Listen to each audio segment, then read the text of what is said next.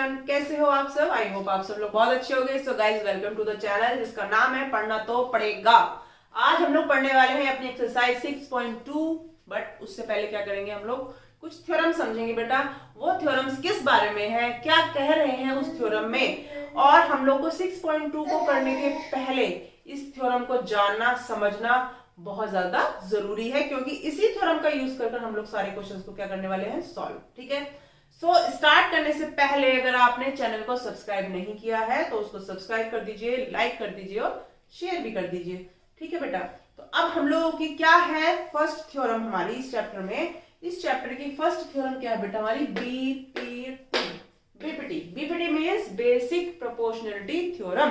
Basic proportionality दिखानी है हमें। ठीक है।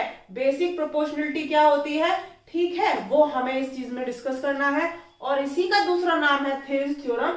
क्यों है इसका नाम थेल्स थ्योरम, क्योंकि थेल्स ने इसको दिया था हमें। ठीक है। थेल्स एक हमारे मैथमेटिशियंस थे जिन्होंने हमारी इस थ्योरम को दिया। ठीक है। इसीलिए इसको हम लोग थेल्स थ्योरम भी कहते हैं और इसे बीपीटी भी कहते हैं। ठीक। अब क्या चीज हमें इसमें समझनी है, थेल्स थ्योरम मैंने लिखी हुई है, अभी हम इसे समझेंगे, डिस्कस करेंगे बहुत अच्छे से। बट इसे सॉल्व करने से, इसे प्रूव करने से, इसे समझने से पहले आपको कुछ अपनी प्रीवियस नॉलेज को रिकॉल करना है, और वो क्या चीजें हैं आइए हम लोग डिस्कस करते हैं। ठीक है। सो बेटा, हमारी जो प्रीवियस नॉलेज, इसमें हम लोग क्या पढ़ने वाले हैं, सबसे पहले हम लोग समझेंगे डिफरेंट टाइप ऑफ ट्राइंगल्स। ठीक है। डिफरेंट टाइप ऑफ ट्राइंगल्स हमारे कौन कौन से ट्राइंगल्स होते हैं ये हमें पता होना चाहिए। ये पेन नहीं चल रहा है। डिफरेंट टाइप ऑफ ट्राइंगल्स हम लोग पढ़ेंगे। और एक हमारा होता है, ये तो बन गया हमारा ये वाला। ठीक है। तो देखो, इसको सबको पता है, ये 90 डिग्री अगर दिया हुआ है तो ये राइट एंगल ट्राइंगल है। But it is what type of triangle is this? Is acute, very acute triangle. So it is a acute triangle because it has the angle less than 90 degree. Okay.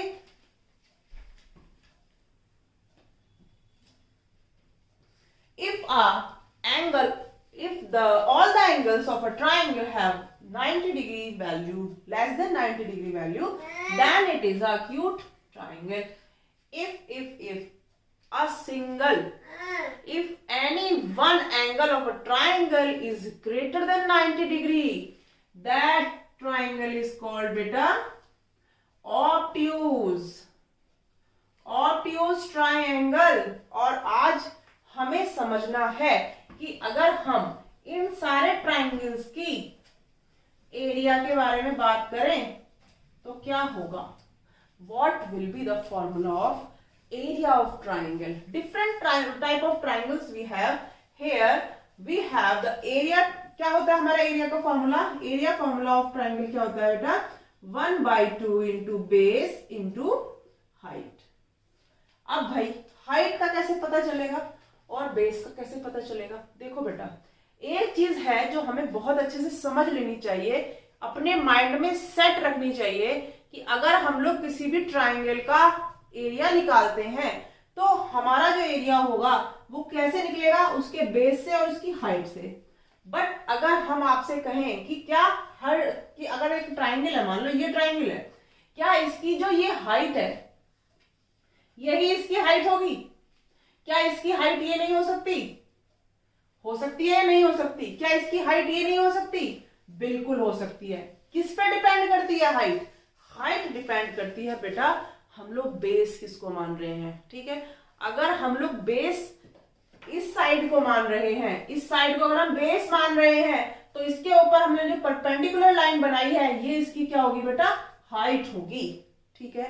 अगर मैं इस triangle को ऐसे करके बना दूं, अब मेरा 90 डिग्री यहां पहुंच गया ये, तो मैं अगर अब इसकी हाइट की बात करूं, अगर मैं इसको बेस अब मान रही हूं तो इसकी हाइट कौन सी होगी बेटा? ये होगी। सो हमारी जो हाइट होती है ट्राइंगल की वो डिपेंड करती है कि हम लोगों ने बेस किसको माना है। समझ आ गई ये वाली बात? ठीक है।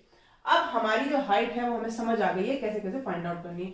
अब मैंने इसको इस तरीके से यहाँ पे लिखा हुआ था, मैंने बता दिया भाई इसकी ये वाली हाइट है, ये वाला बेस है।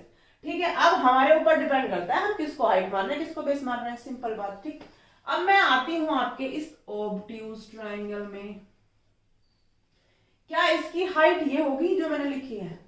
अगर ये इस तरीके से पड़ा हुआ है, इसका बेस अगर मैं इसको मान रही हूं, तो इसकी हाइट क्या होगी भाई, यहाँ पे मैक्सिमम जो इसकी हाइट जा रही है वो ये जा रही है ना, तो इसकी हाइट तो यही तो होगी, इसकी हाइट कहीं से भी ले लो, अगर मैं बेस इसको मान रही हूं तब।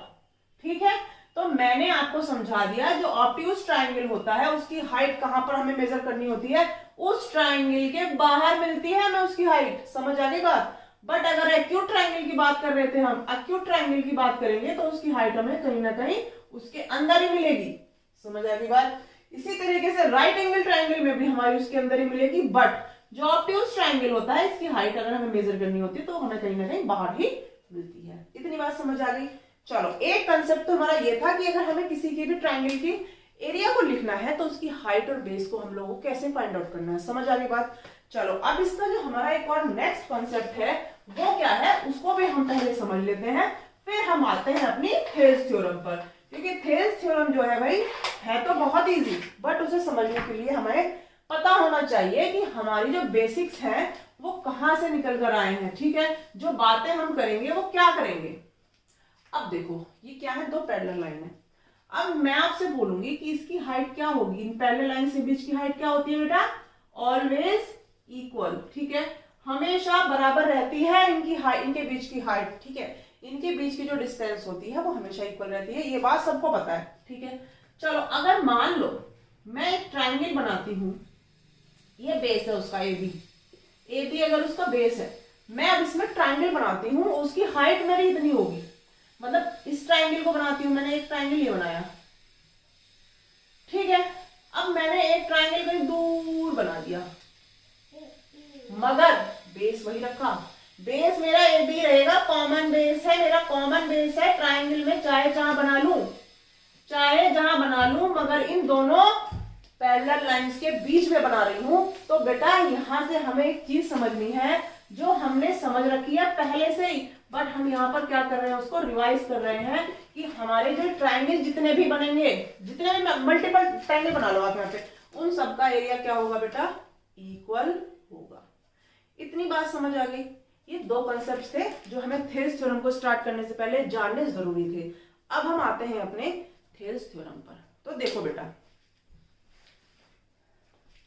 थेल्स जी ने क्या कहा, थेल ने कहा कि भाई, अब हम पढ़ते हैं अपने स्टेटमेंट को, पढ़ते हैं। थेल्स ने कहा if a line drawn, if a line drawn parallel, किसके parallel, to one side of a triangle. अब हमारा कोई ट्राइंगल मान लो मैंने बना लिया, मेरा ट्राइंगल है ये, मैं थोड़ा इसको टेढ़ा मेढ़ा बनाती हूँ ना, जिससे कि जब हम इसे ड्रॉ करेंगे तो हमें समझ आ जाना चाहिए। चलो, अब मैंने इसमें क्या कहा, थेल्स ने कहा, मैंने कुछ नहीं कहा, थेल्स ने कहा कि if a line drawn parallel to one side, ये हमारी कोई मान लो ए बी साइड है, ए बी और सी। ठीक है, अदर लाइंस, एक लाइन हमें ड्रॉ करनी है जो एक लाइन के तो पैरेलल है और जो अदर टू लाइन बची उन्हें वो इंटरसेक्ट कर रही है टू डिस्टिंक्ट पॉइंट्स। ठीक है, अलग अलग दो पॉइंट्स पर उसको कट कर रही है। ये हमें किसने कहा है, थेल्स थ्योरम ने कहा है। फर्स्ट थ्योरम जो है ये 6.1। तो मैंने इसको क्या कहा, इसके पैरेलल बनाया, तो भाई इसके पैरेलल तो ये ऐसे ऐसे बनेगी। ठीक है, ये पैरेलल बन गई, इसके यहां पर इसमें मान लो ये M है और ये N पॉइंट है, समझ आ गई बात। ये इस तरीके से इसने कहा है कि ये कह रही है कि ये ऐसे से होगा। अब जो क्या हो रहा है, the other two sides are divided in the same ratio, जो हमारी साइड्स डिवाइड हो रही हैं ये क्या होंगी, सेम रेशियो में होंगी। ठीक है, यानी कि इन दोनों का रेशियो किसके प्रोपोर्शन में होगा, इन दोनों के रेशियो के प्रोपोर्शन में होगा। समझ आ गई बात। तो ये हमें क्या करना है, यहाँ पर इसने कहा है कि ऐसा होता है। अब हमने कहा कि नहीं, हम तो नहीं मानेंगे, हमें तो ये प्रूव करके दिखाओ भाई ऐसा कैसे होगा। तो चलो अब हम इसका करते हैं एक प्रूफ। ठीक है, हमने जितनी चीजें अभी तक पढ़ी है हमें उनका सबका क्या रखना है बेटा, ध्यान रखना है। उसी से हमें इसे क्या करना है, आगे प्रूफ करना है। तो हमें प्रूफ क्या करना है बेटा कि CM अपॉन AM या AM अपॉन CM लिख लो, AM upon CM will equal to BN upon CN। BN upon CM। समझ आ गई बात? ये हमें क्या करना है बेटा, ये कहा है किसने, थेल्स ने, और हमें इसको क्या करना है, प्रूव करना है। अब देखो, अगर मैं आपसे कहूं कि भाई इसे प्रूव कर दो, कि अरे भाई हमें नहीं समझ आ रहा इसमें क्या करना है, तो इसके लिए हमें थोड़ा सा इसमें क्या करना पड़ेगा, कंस्ट्रक्शन करना पड़ेगा। कैसे करेंगे कंस्ट्रक्शन? तो देखो, मैंने क्या किया, इस पॉइंट से एक परपेंडिकुलर बना लिया इसके ऊपर, ठीक है। इसी तरीके से मैंने एक परपेंडिकुलर इस पॉइंट से बनाया इसके ऊपर, ठीक है। ये 90 डिग्री है, समझ लेना बस ये, ठीक है। ये सब क्या है, ये 90 डिग्री है लाइन, ठीक है। चलो मैं इसको रफ करके बनाती हूँ।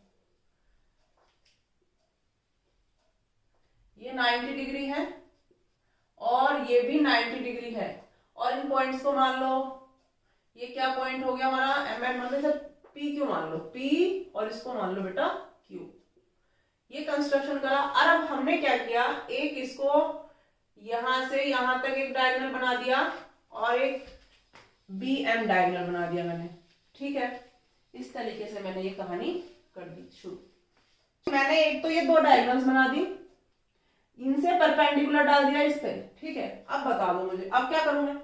चलो अब ध्यान रखो, कहां ध्यान रखो, अपने टारगेट पर। हमें क्या करना है, हमें इनका रेशियो आपस में इक्वल प्रूव करना है, और मैंने ये सब तामझाम जोड़ दिया है। अब हम क्या करें, कुछ समझ नहीं आ रहा जी इसमें तो हमें। चलो अब हम याद करते हैं, हमने सबसे पहले क्या पढ़ा था कि हमारा जो ऑब्ट्यूज ट्राइंगल होता है, अब बता दो यहाँ पर आपको कोई ऑब्ट्यूज ट्राइंगल नजर आ रहा बेटा, आ रहा होगा नजर। देखो ये जो ट्राइंगल है ना, ये वाला ट्राइंगल AM और N, ये ट्राइंगल देखो, ये ट्राइंगल कैसा है बेटा हमारा, ये ट्राइंगल हमारा ऑब्ट्यूज ट्राइंगल है, ये ग्रेटर देन 90 डिग्री है, ठीक है। मान के चलो इस बात है ये, लेकिन ठीक है। तो ये वाला जो ट्राइंगल है ये कैसा है, ऑब्ट्यूज ट्राइंगल है, और मैंने इसका जो हाइट निकाली वो क्या है बेटा, N और P है। PN क्या है, इसकी हाइट है, ठीक है। अगर मैं ट्राइंगल MC और M इस ट्राइंगल की बात करूं तो इसकी हाइट भी कितनी है बेटा, PN है। समझ लो सबसे पहले, ठीक है। हाइट बता रही हूं मैं किसकी, ट्राइंगल की क्या हाइट है, और तो इनका बेस क्या है बेटा। अब इसकी हाइट अगर मैंने ये लिया, इसका मतलब इसका बेस ये है। अगर इसकी हाइट भी मैंने यही लिया तो इसका मतलब इसका बेस ये है। बेस समझ में आ गया, किस बेस के लिए कौन सी हाइट है। सिमिलरली हम लोग इस ट्राइंगल की बात करेंगे तो इसके लिए क्या हो जाएगी इसकी हाइट, इस ट्राइंगल के लिए, इस ट्राइंगल के लिए इसकी हाइट ये वाली हो जाएगी, ठीक है। और इस ट्राइंगल की बात करूंगी और बेस में इसको मान रही हूं तो इसकी हाइट ये वाली हो जाएगी। समझ आ गई इतनी बात। बस अब मुझे क्या करने हैं, इन सब ट्राइंगल्स के रेशियो फाइंड आउट करने हैं, और उसमें क्या करना है, एरिया फाइंड आउट करना है, ठीक है। तो मैं सबसे पहले क्या करती हूं, ट्राइंगल, कौन से ट्राइंगल का एरिया ऑफ ट्राइंगल, इस ट्राइंगल को लिख लेती हूं MNC या CMN लिख लो, triangle CMN divided by area of, यार ये एरिया ऑफ ट्राइंगल, कौन सा ट्राइंगल लूं, ये वाला ले लेती हूँ पहले, क्योंकि हमें इनके आपस में रिलेशन निकालने हैं, इनके आपस में। तो बेस एक बार मैंने ये माना, एक बार ये माना, तो इसकी हाइट और फिर इसकी हाइट, ठीक है। समझो चीजों को कैसे कैसे हम लोग कर रहे हैं।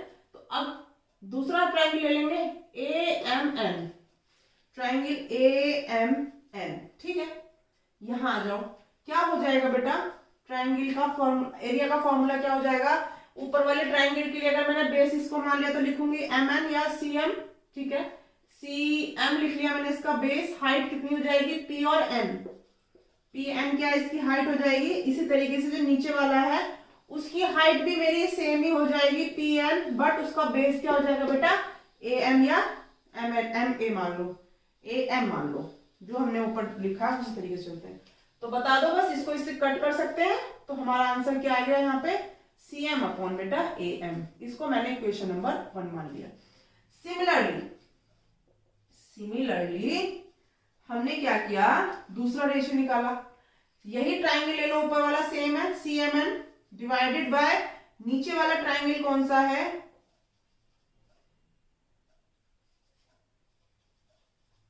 नीचे वाला ट्राइंगल क्या है इस बार, MN बी या बी एम एन, ठीक है। तो 1/2 इंटू, इसी तरीके से 1/2 इंटू, ठीक है। ऊपर वाले के लिए बता दो इस बार बेस क्या है, सी एन है। बेस क्या है, सी एन है। हाइट कितनी हो जाएगी बेटा, हाइट हो जाएगी इसकी क्यू एम, ठीक है, क्यू एम हो गई। इसी तरीके से जो नीचे वाला है इसका बेस कितना है, बी एन, और इसकी हाइट भी कितनी है बेटा मेरी, क्यू एम, ठीक है। अब यहाँ पे आप देखोगे इससे ये कट हो जाएगा, इससे ये कट हो जाएगा, तो यहाँ क्या बचेगा बेटा मेरा, C N upon B N. क्या मैंने ये ठीक लिखा है, A M upon C N और B N upon C N, ठीक है। तो एरिया क्या हो गया, सी एम एन और C N into Q M, ठीक है। बी एम एन, इसमें B N into Q M, बिल्कुल ठीक है, ठीक है। तो हमारी इक्वेशन नंबर 2 ये आ गई। अब देखो, अब हमने याद करो अपने इस थ्योरम से पहले जो दूसरा कॉन्सेप्ट पढ़ा था कि अगर, अब आप यहां देखो ये हमारा क्या है, ये लाइन और ये लाइन दोनों कैसी हैं, पैरेलल हैं। पैरेलल लाइंस हैं और इनसे दो ट्राइंगल निकल रहे हैं, ठीक है। एक ट्राइंगल है हमारा बी एम एन, एक है हमारा ए एम एन। तो triangle A M N and triangle B M N कहां पर है बेटा, have same base, same base, same base है दोनों का, क्या है, सेम बेस एम एन, ठीक है। एंड और क्या है इनके बीच में, ये कैसे फॉर्म है बेटा, and forms between two parallel lines, two parallel lines MN and AB. So the area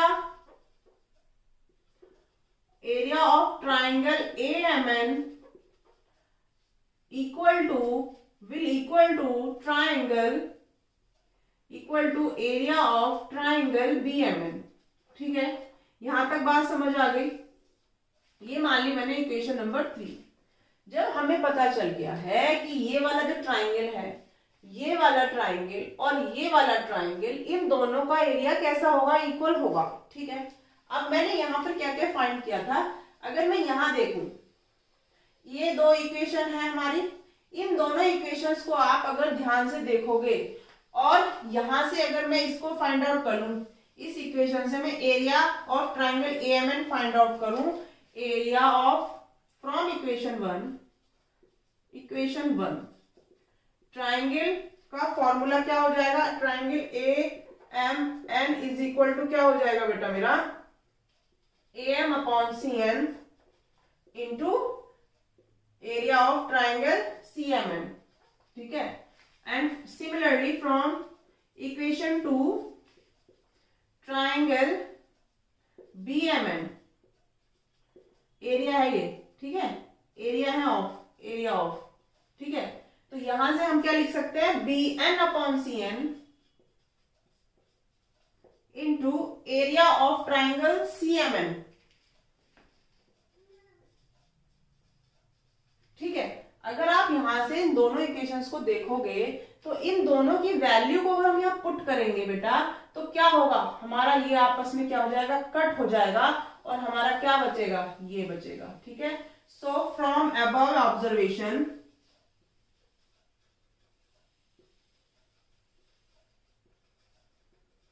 we have AM upon CM is equal to BN upon CN।